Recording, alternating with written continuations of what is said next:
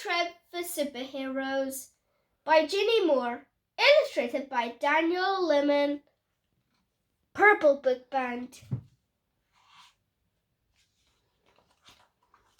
The children at Swooptown School for Superheroes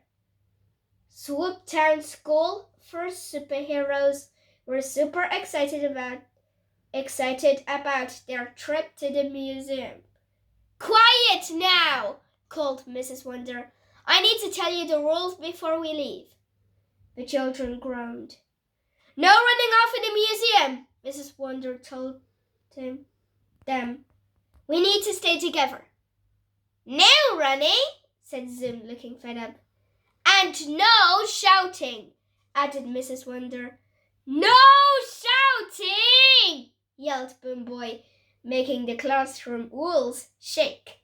Mrs. Wonder pretended not to hear. "And no using your superpowers in public," she finished.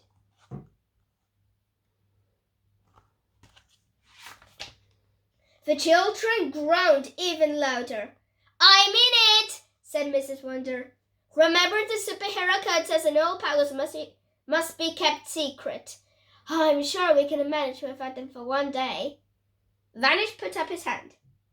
"I can't control my power," he said.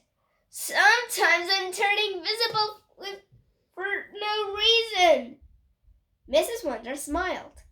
"I know. Just do your best," she told him. I'm sure it will be fine."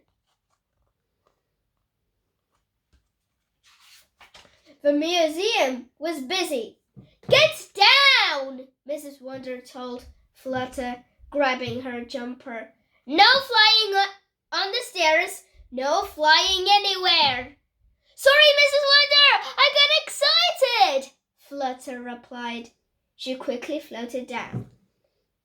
An old man behind them blinked in shock and rubbed his eyes. "I must be seeing things," he said. "Perhaps I need new glasses."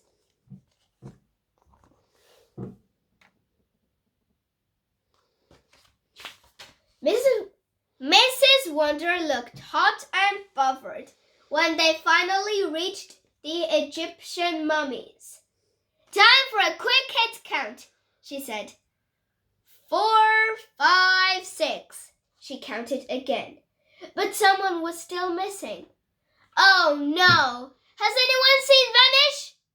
The children shook their heads. "Vanish!" Mrs. Wonder called. "He could be anywhere," she groaned. "We'll have to go back and find him." "Okay," said Zoom, rushing off before Mrs. Wonder could stop him.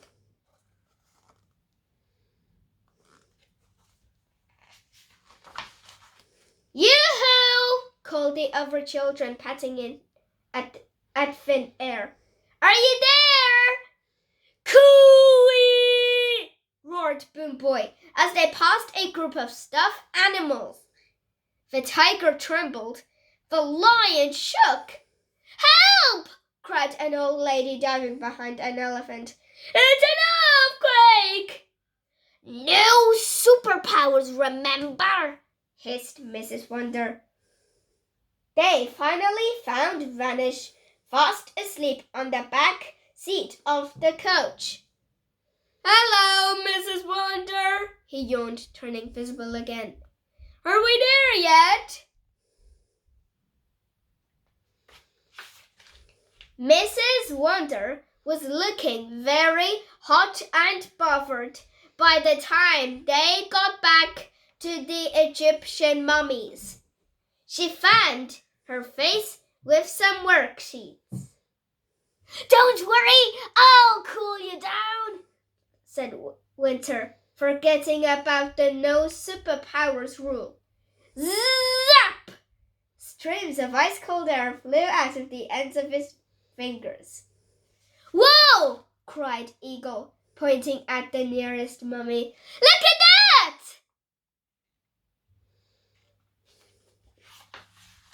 Winter was so busy looking at the mummies, but that he forgot to switch off his cold air. By the time he noticed, it was too late. Mrs. Wonder was trapped in a big block of ice. "Oh no," said Winter, turning pale. "I didn't mean to do that. I'm so sorry, Mrs. Wonder." But Mrs. Wonder didn't answer. She couldn't move her lips. She couldn't move anything. She was frozen solid. "What shall we do?" asked Winter. "We can't leave Mrs. Wonder like that. It will take days for her to thaw out."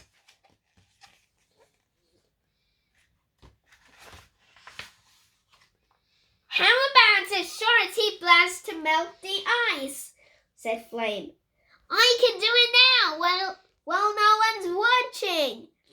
"You'll have to hurry," said Eagle, peering through the museum wall. "Another group of children is just coming in." Flame pointed at the block of ice. The tips of her fingers began to glow. Crackle! Little streams of flame reached towards the ice. Sizzle! The ice began to melt. It was working! "Whoa!" cried Eagle, pointing to a curved Viking stone. "Look at that!" Flame turned to see shooting a stray stream of flame at the chair in the corner. Beep! Beep! Beep! Beep! Beep! The fire alarm went off as the chair caught light. "Oh no!" cried Flame. "We're in big trouble now!"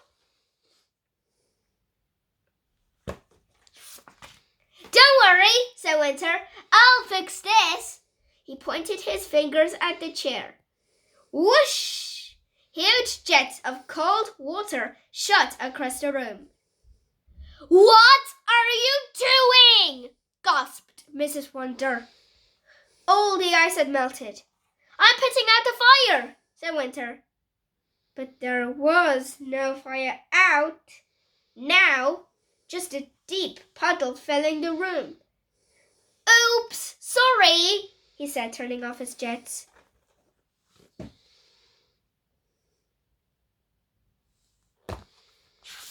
Water dripped off the walls and ceiling. A lady with a pushchair came into the room. "Oh my goodness!" she cried, starting at the flood. "It must be a burst pipe!" "Look out!" called Eagle. "There's a fire engine on its way!" She peered through the floor. "And the museum guards look really angry!" Mrs. Wonder sighed. "No superpowers, I said! What a mess! It looks like we'll have to break the rules one more time."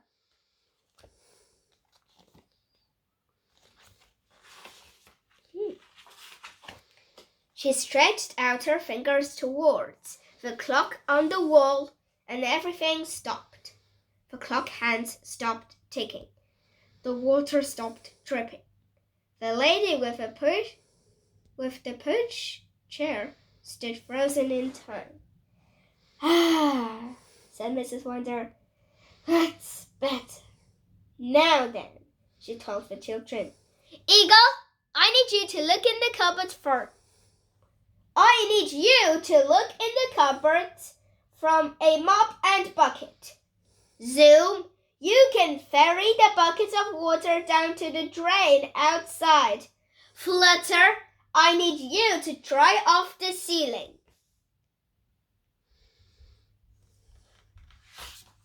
"What about me?" bellowed Boom Boy. "What shall I do?" "You can stay nice and quiet with Vanish, Winter, and Flame while I drink my tea," said Mrs. Wonder. She sat down on a wet chair and pulled a flask out of her bag.